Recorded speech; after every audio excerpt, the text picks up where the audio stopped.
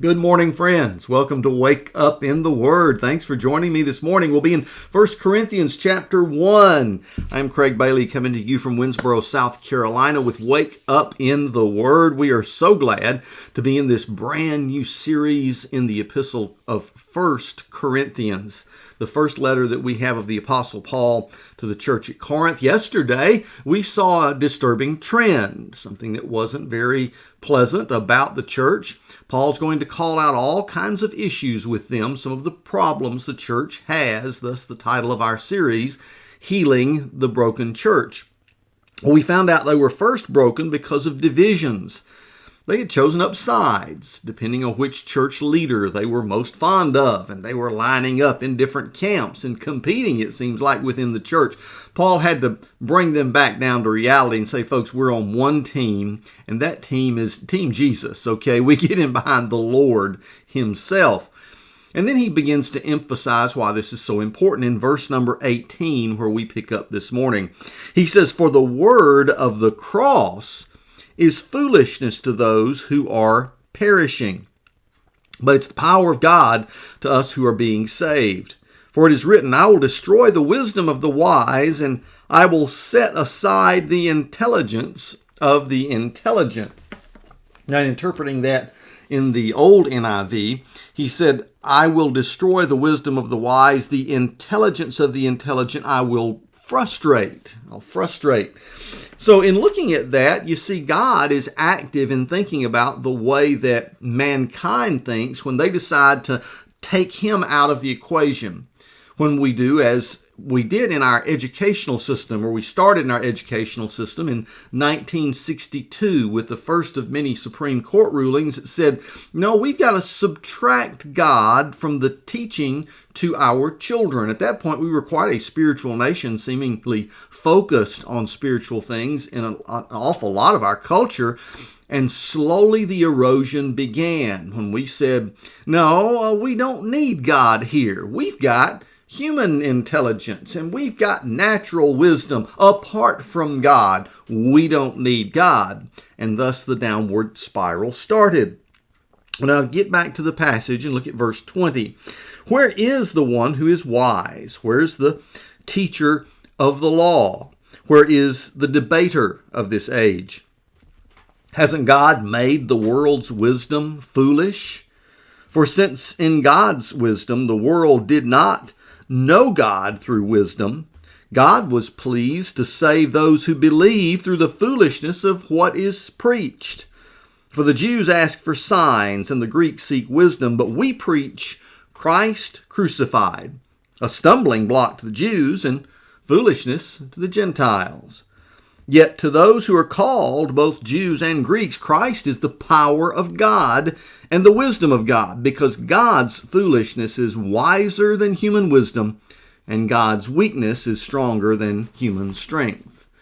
Now, if you want to see this picture, all you have to do is look at our society today. Those who've rejected God, especially rejected your Christian faith, your Judeo-Christian faith, for your whole background, think that you're a fool. Yes, it's foolishness to them. And in that particular realm, to them, the worst thing you can do is educate your children in any way to be religious and to look to God. Understand that he or she has been created in the image of God, and to look to the Bible, for example, for spiritual guidance and direction. With that thought in mind, we see this angry kind of conflict going on all around us. One side thinking the other side is foolish, and you know, there is the conflict that we see. It's happening. It's a spiritual warfare going on around us each and every day. Now, I love the way Tony Evans deals with this. He says, how is the world's wisdom foolish? Well, it lacks the divine point of view and considers life from a merely human perspective. God's wisdom, by contrast, enables us to see things from a different perspective, helps us to make wise choices and open ourselves to his intervention in our circumstances. And if you want to see the difference in the way these two opposing philosophies deal with each other, here's a perfect case in point. You know, our founders were quite spiritual And yes, they came from all kinds of different backgrounds, but they all shared one belief. There had to be a complete freedom of religion in this new country called the United States of America. They set it up that way, thus the First Amendment. Well, then you have a football coach in Bremerton, Washington, who applies that, and after a football game always goes out to midfield, doesn't ask anybody to come out there with him, but always is a part of his practicing of his own religious freedom and his own devotion to God. He's the football coach. This is what he does. This is his life. He goes out in the middle of that field and bows and prays. Other people admire him for what he's doing. They like what he's doing. They go and pray with him by their choice, exercising their freedom of religion. Oh, but school administrators think this is foolish. That's right. Okay, we can't do this. We can't allow this person to exercise his freedom of religion in front of these children. They might be influenced by such a thing. We can't let them see him on his knees out there.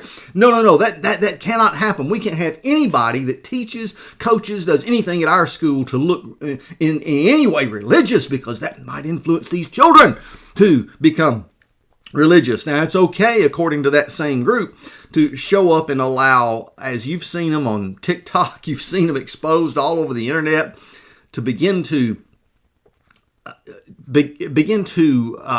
indoctrinate kindergarteners, even folks as young as 5, 6 years old, 7 years old, in their own ideas about being, you as a 5-year-old, you just might be transsexual. Did you know that? And I want you to gladly know what I am, and begin to share all of their different viewpoints on things that, and we would think that's foolish.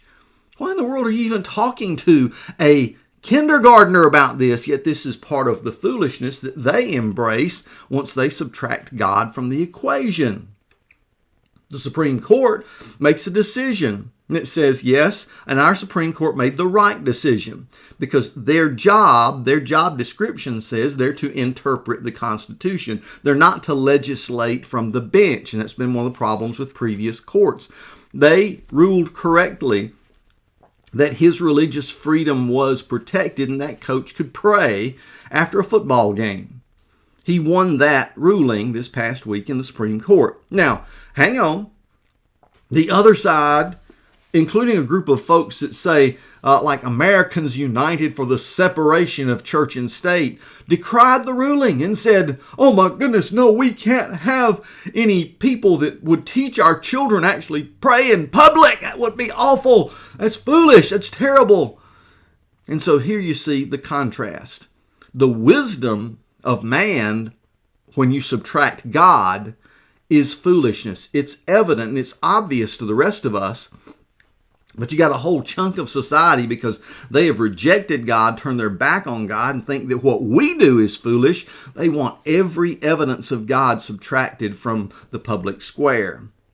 What kind of people are these? Paul describes them in Romans chapter 1, verse 22, when he says, professing or claiming to be wise, they became fools. Well, friends, it's time to choose sides.